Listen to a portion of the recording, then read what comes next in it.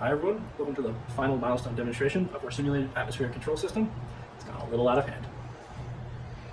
The overall input to our circuit is the gases, things like gases and pressure in the environment, which feed into gas and pressure sensors ideally, but currently feed into potentiometers, as we were not able to realize having actual sensors due to concerns like price and inability to deal with noise. These feed into both an amplifier, and that amplifier feeds into indication LEDs to compare to later on outputs and determine whether or not our gas and pressure sensors, now just potentiometers, are working correctly.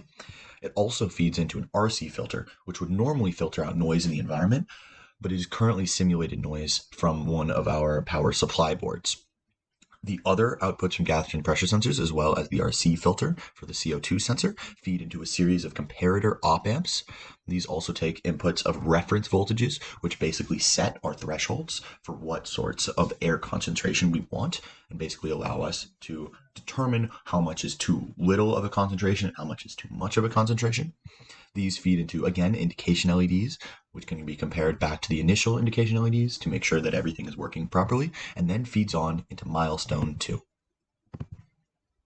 In milestone 2, we have the outputs from those comparator op amps feed into a series of monostable multivibrators and integrator circuits, which basically act as dampeners on our circuit and do not allow the output, which directly affects the input, to create a back and forth effect across our threshold, which would be bad because it would cause our solenoids, which we don't currently have but would have in the future, to open and close very quickly, which is both bad for the solenoids and bad for the environment because it becomes a lot harder to track what is noise and what is not noise in the environment when something like this is happening.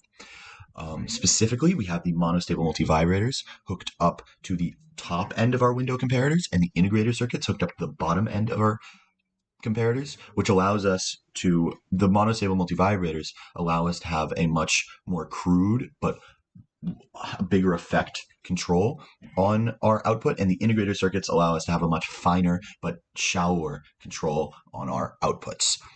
These monostable multivibrators also feed into milestone 3. In milestone 3, we take the output of our monostable multivibrators in milestone 2 and feed that into an oscillator circuit to create an AC current from the DC current voltage signal we were using in milestone 2 to power solenoids, and transform it into an AC current, which is much more useful for powering things like fan motors. We do this through a very complicated oscillator circuit that basically involves feeding our output from monostable multivibrators into an astable multivibrator, which turns it into a waveform, and then into a summing circuit, which corrects a slight offset we found in our waveform. This then feeds into a fan motor, which ideally would be used to control things like pressure and purify air in our environment, but currently is just an LED output allowing us to see what the output of the fan would actually be.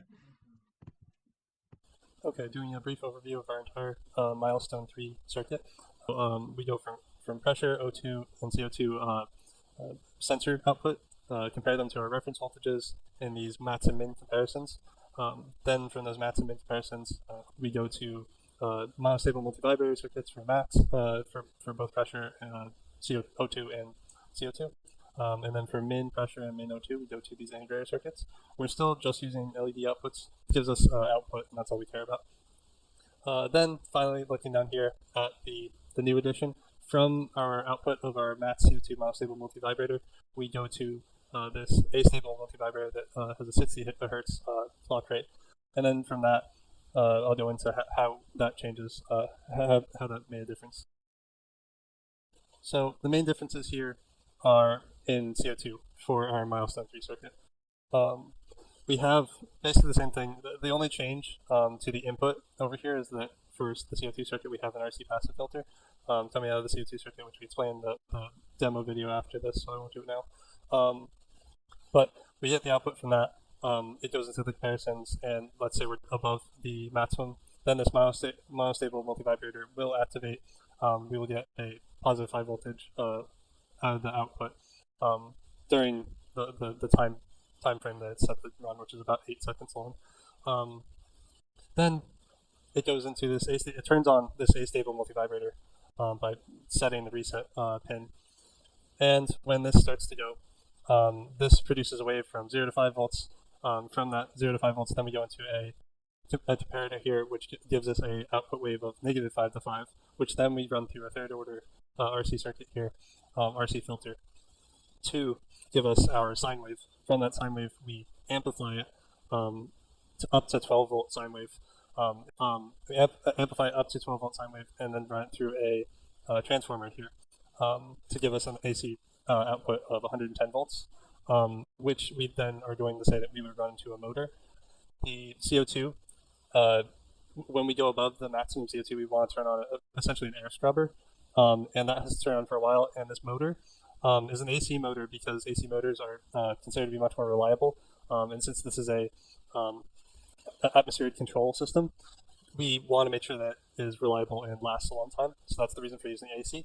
Additionally, we need an oscillator circuit because we're talking about space environments and environments where we're mainly dealing with DC voltages and currents. So you'll need some sort of oscillator circuit to produce a AC current. So that's the reason for this. This third order RC filter in our real world circuit, which you can see. Well, this is the simulation circuit because it works better in this configuration for the simulation. But for the actual real world circuit, there are voltage followers between these. And as a result of the simulation being kind of funky with op amps, it doesn't really work with the voltage followers nearly as well as without them. So that's the reason for why we left them out here. Looking at the very initial output of the sensors, going into amplifiers right here, that basically are just indications of are we getting output from these sensors. The thought here was that if we were using real sensors, not just voltage dividers, then obviously we can see that we're getting some sort of output here. Okay, using the oxygen circuit as an example, we're doing a pulse here from 5 volts to 2 volts for approximately 1 second, or 2 seconds I should say. And 5 volts we are in a range. When we were at 5 volts we were within the range of the max and min. For the voltage divider, when we are at 5 volts here, we are within this range right here. But when we go to 2 volts for that 2 seconds, we are far below the minimum here we have set. So as a result, that comparator that activates. So we go from -5 to 5 volts for those 2 seconds. And as a result, this min O2 integrator activates. So we have this input that we're getting from the comparator. We have our delay for about 1 second. So now that we know that we are far below the minimum, and it's been long enough that we are certain of that, now we're going to say we can turn on this output, and we can see a current through this LED as a result of that. The reason behind why math comparisons go into monostable circuits and integrator circuits are controlled by min comparisons, we want to eliminate a possibility of, let's say we use 2 monostable circuits, there's a chance that we would just keep going back and forth. So this min pressure integrator, and also just the same idea applies to the O2 circuit as well. But this min pressure integrator is basically a fine tooth adjustment. So this min pressure integrator will just get us up to just above, at minimum, just above the minimum pressure that we want to be at. We're doing from 5 to 8 volts over here as a pulse, so we're going to be above the maximums of all of these sensors. So obviously at the output of comparator, will actually dip because it's essentially an active low output. So we're at 5 volts, and then when that pulse happens, and it's on that multi-vibrator, as you can see from this green line here, CO2 mats out. That CO2 mats out, turns on. We're only looking at 2 seconds here. This CO2 mats out, stays on for a long time. It's about 8 seconds. But when that happens, then you can see that this is the 12 volt sine wave before the transformer. That sine wave starts and turns on after that monostable circuit activates. I can't in the real world circuit, we have a noise function going into this RC passive filter. I can't get that to work on simulation because it takes too long to simulate, essentially. This already, being as massive as it is, takes almost half a minute to simulate. Once you throw a noise function to this RC passive filter, it does not like it, and that's the reason why I'm not using it here. But we can still see the output of this oscillator circuit and transformer without it. So I've already run it so that you don't have to wait for it. So from that, we can see this output. So I should go back. So we have amp sine in here. This is our 12 volt sine wave after we take this square wave from the astable circuit and filter it down to a sine wave and then amplify it back up to a 12 volt it's a 12 volt amplitude sine wave. Additionally, I should say that we're using 12 volts here. We're considering the fact that in a real environment we would have access to 12 volt DC sources, so like a 12 volt battery, which we think is reasonable to assume. Then we look at this amp sine wave amplifier sine wave right after this amplifier, and then we're also looking at the transformer out here. So if we go back to this green is that amp sine wave of it's approximately 12 volts, and this amp or transformer out the red is approximately 110 volts, as you can see there. It's 120 is there. It's about halfway in between. So that's the output of this. And we're using an inductor and a resistor here just to barely just say that that's a motor. It's not. It wouldn't actually just be an inductor and a resistor, obviously, but we just need to put some sort of load on it that was somewhat representative of it. Yep. We're going to start off with our pressure sensor system. It's unchanged since milestone 2. With this potentiometer representing the sensor, that output runs to this decision board. We have this amplifier to indicate that we're getting output. And then we have a min and max comparator here. The min comparator runs to this integrator circuit, and the max comparator runs to this monostable multivibrator. And the outputs of those are seen on this final output board. Now if I go and adjust the sensor, the LEDs change states, and I can go back down, and then after a little bit, the LED turns off. We're now going to take a look at our oxygen system. This also remains unchanged since milestone 2. We take the output of this potentiometer and run it to this decision board. On this decision board, we have an amplifier indicating that we're getting output from this sensor, and we have a min and max comparator detecting the thresholds of which it is safe to have that level of oxygen. The min comparator is connected to an integrator circuit, and the max comparator is connected to a monostable multivibrator, the same as pressure. These then are run to the output board here, and as we adjust this sensor, the LEDs will change state, as that one did. Finally, looking at the system for CO2, there have been some significant changes. Instead of just having 5 volts run into this potentiometer, there's a 20 kilohertz noise function. This is simulating either a faulty sensor or one that's damaged. Because there's so much noise, we take the output of that and run it to this board. And this portion of it is a first order RC filter that cleans up the output and makes it more reliable. We take the output of this RC filter and we run it into the decision board. This remains unchanged since milestone 2. There's a max comparator, letting us know if we've exceeded the threshold for safe levels of CO2. The output of this max comparator runs to this monostable multivibrator. And then this output goes 2 places. The first is the decision board, or the output board from milestone 2. The second wire of the output runs to this board. This contains our oscillator circuit. The first portion of this is an astable multivibrator. That gives us a square wave from 0 to 5 volts. We then run it to this comparator that's 2.5 volts crossing. This gives us a square wave that runs from negative 5 volts to positive 5 volts. The output of that is run into a buffer, and then that is run into the third order RC filter. That smooths the square wave out, and we get a sine wave with a DC offset of about 300 millivolts. The output of that filter is taken here to this summing amplifier, where we have negative 300 millivolts coming in from here, and the output of the sine wave, and then we have some gain applied to that to get about 2.5 volts out. So when we adjust the CO2 level, this turns on almost instantly with an AC wave, and then after some time, it turns off. Another note that's worth making is in our real-world circuit, we get a weird offset of about 300 millivolts. Obviously, in our simulation, all these waves are centered around 0 volts. We don't get any weird offsets, but since in our real-world circuit, we have a small offset from 0 volts, we use a subtracting amplifier to remove that offset. Also, to be noted that in our real-world circuit, we don't need this 12-volt amplifier, obviously. So we don't actually amplify it. We keep that at it's about a 2-volt AC sine wave after the adjustment, and we just use that to power our LED that shows the output. Another key element of note is these RC values, 270 ohms and 10 microfarads, were chosen so that they filter the 60 hertz square wave correctly to give us a 60 hertz sine wave. Additionally, this filter up here, the RC passive filter, was chosen based off of more based off of availability of parts than anything, because we're actually starting to run low on supplies in terms of capacitor values. All right, so real quick, the biggest issue we ran into on this milestone was getting the square wave to be a sine wave. Originally, we had this LC circuit off the oscillator circuit, and it worked in sim like very well. Perfect sine wave. Tried it in real life, gave me some weird sort of sine wave with like a 3-volt offset. It wasn't working. So I looked around a little bit. I found a design that used a third order RC filter to get a sine wave. So I build that.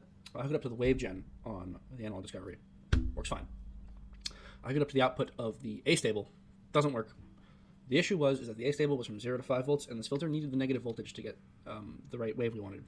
So I take the output of the A stable. I go, all right, I need negative voltage, so I use a comparator that gives me that negative voltage. Plug it into the filter. It was being weird. Buffer it. Works then. And then the filter was voltage dividing the output of the comparator really low, so we added a buffer in between them, so that brought the voltage up a little bit, and it slightly fixed this weird offset issue we were having, where the sine wave was, I mentioned it, 300 millivolts higher than it should have been. So what we do is, because it's very low amplitude, we run it here to a summing amplifier. It's about double amplification, but it also subtracts off 300 millivolts, which moves the sine wave to just about centered on 0, and it works in the output.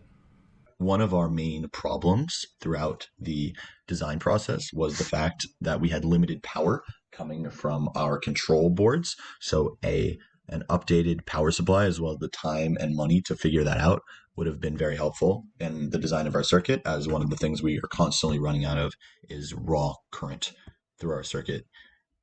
And this is also one of the reasons why our solenoids and fan motor were unable to be powered due to complications in power.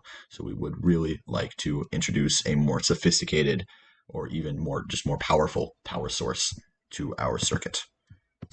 For the looking to the future part of our presentation, I would like to talk about some of the things that were outside of the initial scope of our design and were not able to implement, but would like to, given unlimited time and unlimited funding, as well as some of the things that were part of our initial design, but weren't ultimately able to introduce to our design because of said funding and or time issues.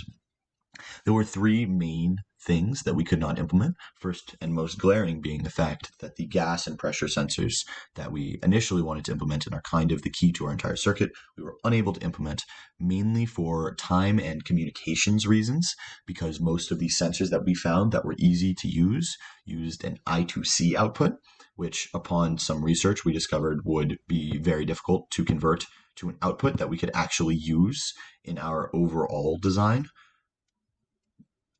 Next is a problem with our monostable multivibrators, which is that since the output of the monostable multivibrators is edge triggered, if there is no edge within a couple, in regards to things that we would like to implement but were not covered by our initial design, there are 2 main problems with our circuit. One is that it doesn't have a sealed container as well as printed PCB, which restricts both its portability, as right now it is confined to a frying pan and is very delicate, which poses problems if you want to sense things anywhere where the circuit is currently not, as well as restricts its ability to actually sense things in the environment and output things into the environment if it does not have a sealed container within from which to function. As well as one of our main problems throughout the design process was the fact that we had limited power coming from our control boards. So an updated power supply, as well as the time and money to figure that out, would have been very helpful in the design of our circuit, as one of the things we are constantly running out of is raw current through our circuit. And this is also one of the reasons why our solenoids and fan motor were unable to be powered due to complications in power. So we would really like to introduce a more sophisticated or even more powerful power source to our circuit.